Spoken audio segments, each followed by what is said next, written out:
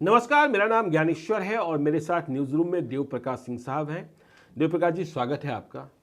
देखिए, आज हम बात करेंगे बाप बेटा बेटी की और संपत्ति की।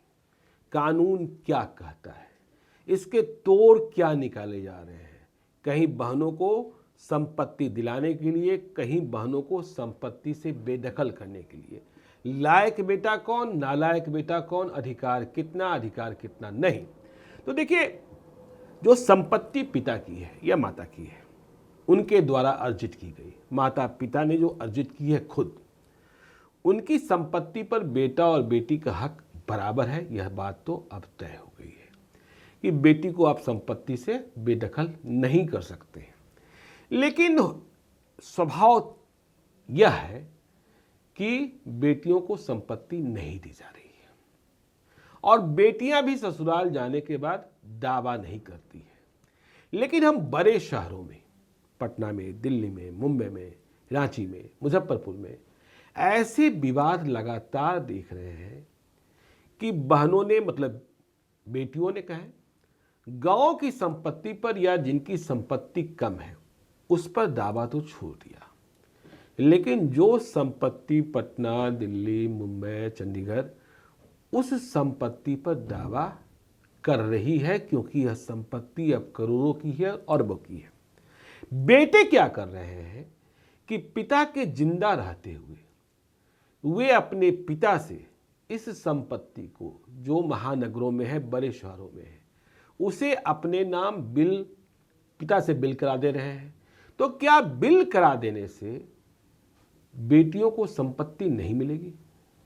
देखिए, अगर पिता की स्व अर्जित धन है जी, और अपने जीवित अवस्था में जी, वो लिखता है कि बेटा हमारे साथ था और इसने हमारी सेवा शुश्रूषा की, अंतिम दिनों में हमारा देखभाल किया, मैं अपना स्व अर्जित संपत्ति अपने पुत्र के नाम हस्तांतरित करता हूँ, और ऐसा लिखता है। और लास्ट विल है, विल में एक बात ध्यान रखिए, विल लास्ट होना चाहिए। मान लीजिए आज उसने विल किया और मरने से पहले एक विल और कर दिया, तो जो लास्ट विल होगा वो प्रिवेल कर जाएगा। अच्छा, ये इसलिए लिस्ट में लिखा जाता है कि अंतिम विल है उनका। हाँ, मतलब उसके बाद उन्होंने कोई विल नहीं किया जी। लेकिन केवल विल करने से नहीं होता है। हाँ, यही मैं समझना चाहता हूँ जी। हाँ, तो विल को प्रोबेट कराना पड़ता है। ये प्रोबेट कराना क्या होता है? कोर्ट में जाके बोलना पड़ेगा, ये विल हुआ, तो कोर्ट उसके बारे में एक विज्ञापन सा निकालती है, उसका कोई प्रक्रिया बना हुआ है कि भाई किन्हीं का कोई दावा तो नहीं है। हाँ, ऐसा नहीं कि विल ही गलत है, विल। अच्छा, विल कराने में इस बात का ध्यान रखना है कि विल कराने वक्त गवाह में अगर एक डॉक्टर को आप रख लें, एक वकील को रखने तो बड़ा अच्छा हो। अच्छा, जो वकील कानून वाला चीज देख लेगा। हाँ, और डॉक्टर कह देगा कि भाई वो स्वस्थ अवस्था में थे, या कोई नहीं तो फिर बेटी आके कह देगी, या जो दूसरे के हिस्सेदार कह देगा, दूसरा लड़का आके कह देगा कि साहब वो तो मेंटली विक्षिप्त थे, बुढ़ापे में उनका तो दिमाग काम कर नहीं रहा था, वो तो डिप्रेशन में थे, और हमारे फलाने भाई ने हम गलत काम कराया उनसे, उससे उनकी मानसिक स्थिति सही रहेगी तभी तो विल करेंगे। कोई भी आदमी कोई डॉक्यूमेंट लिखता है, कहीं साइन करता है, तो ये लिखा रहता है कि वो मानसिक स्वस्थावस्था में है कि नहीं। अगर स्वस्थ अवस्था में नहीं है तो उसके विल का वैल्यू नहीं होगा। अगर यह प्रूव कर दे वो डिप्रेशन में है, मेंटल इशू चल रहा है, तब उनके लिखने पढ़ने का वैल्यू नहीं है। तो ये लोग पहला यही लगता है, पहला डिफेंस यही लगता है कोर्ट में, उनकी स्थिति सही नहीं थी, मेंटली वो डिस्प्लेस्ड थे। उसमें अगर एक डॉक्टर सब साइन करवा ले नहीं है वो मेंटली सही है, किसी दबाव में नहीं है, और वो विल के बारे में बता दे। लेकिन प्रॉब्लम कहाँ आता है कि उस विल को प्रोबेट कराने के लिए आपको जो प्रॉपर्टी का वैल्यू अगर 5 करोड़ रुपए है, तो 5 करोड़ का 10%, अच्छा, 50 लाख रुपए देना होगा। 50 लाख रुपए आपको ट्रांसफर चार्ज अपनी ही संपत्ति के लिए, अपने संपत्ति का देना पड़ेगा। अच्छा, वही अगर हेयरशिप से मिलता है, विरासत से मिलता है, तो 1 रुपया नहीं लगेगा आपको।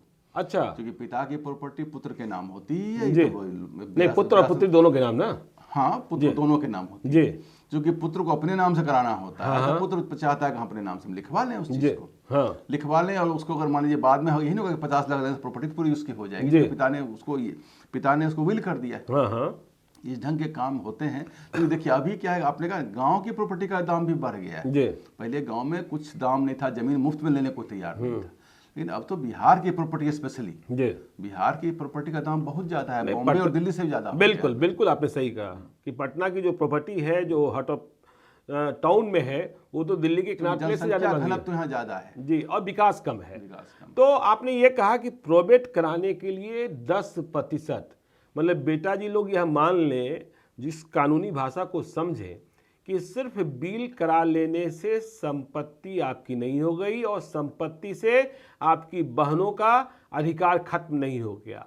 यदि आपने बिल कराया और फिर प्रोबेट करा लिया तब तो यह संपत्ति आपकी हो सकती है और बहनों को आप अधिकार से बेदखल कर सकते हैं। लेकिन देखिए, एक और चीज हम इसी वीडियो में समझना चाहते हैं देव प्रकाश जी।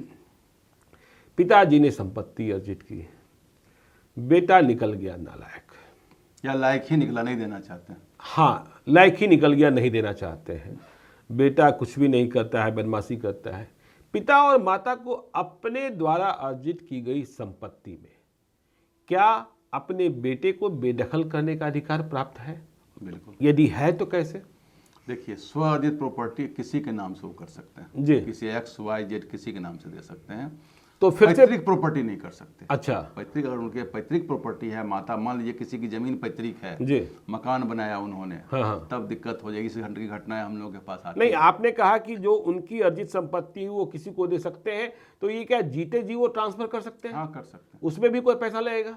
ट्रांसफर जब भी होगा पैसा लगेगा। प्रॉपर्टी जब भी ट्रांसफर होगा, ट्रांसफर एक्ट बना हुआ है, उसमें सरकार का मतलब पैसा उनके जिंदा रहते हुए यदि ट्रांसफर होगा तो पैसा लगेगा? देखिए, प्रॉपर्टी ट्रांसफर का कानून ये है जी। कि प्रॉपर्टी अगर 10 बार ट्रांसफर हो गई, सरकार की हो जाती है प्रॉपर्टी। वो ये क्या कह रहे हैं? अगर 100 रुपया की संपत्ति है, 10 रुपया अगर ट्रांसफर चार्ज है, 10 बार ट्रांसफर हुआ तो प्रॉपर्टी का प्राइस निकल गया ना।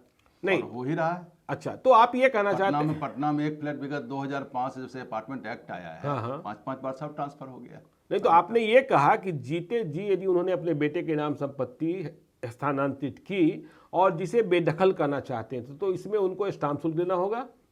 उनको जो लेंगे वो देंगे ना। हाँ, वो जो क्यों लेंगे, हाँ जो लेंगे वो देंगे, हाँ, जो वो बेटा देंगे या बेटी देंगी। हाँ, लेकिन अगर उसी पिता का डेथ हो जाता है हाँ, तो बाय लॉ, हाँ, बाय बर्थ राइट उसका प्रॉपर्टी है बेटे का। जी। अभी कुछ दिन पहले बुद्धा कॉलोनी में कोई बुजुर्ग आदमी थे, उनका 40-50 फ्लैट था। जब किराया आता था, उनका लड़का कंकरवा, एक ही लड़का था उनका, उनको मैंने मार दिया ससुर ने। जी। अब मार दिया, प्रॉपर्टी तो उसकी हो, प्रॉपर्टी इसलिए मार दिया, वो किराया नहीं दे रहे थे बेटे को। मार दिया, मुझे मर जाएगा तो हमको रेंट मिलेगा इस। अच्छा, अब जब पिता का देहांत हो गया, माँ पहले से नहीं है, तो उस हालत में भले पुत्र पर हत्या का आरोप है पिता का, लेकिन तब भी प्रॉपर्टी पुत्र की ही होगी।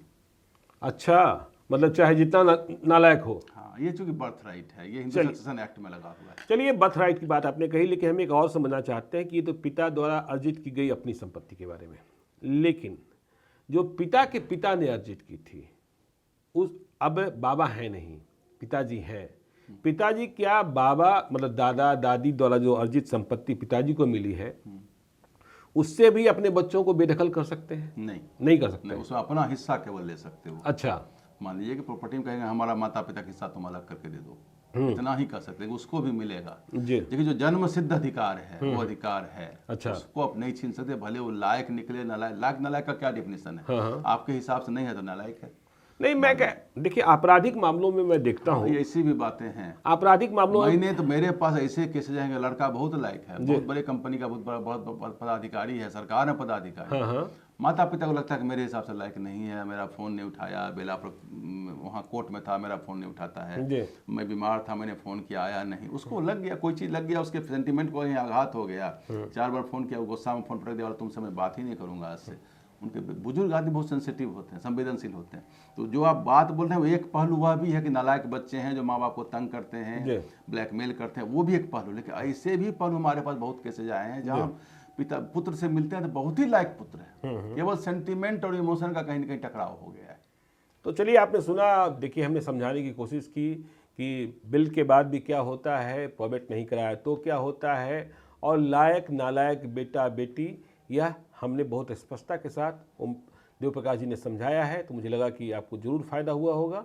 तो आप ऐसी ही जानकारियों के लिए हमारे चैनल को देखते रहिए। यदि अब तक आपने हमारे चैनल को सब्सक्राइब नहीं किया है तो जरूर कर लीजिएगा, और यदि इस वीडियो को आप फेसबुक पेज के माध्यम से देखें तो पेज को लाइक कीजिएगा, ट्विटर पर भी हमें फॉलो कीजिए। धन्यवाद।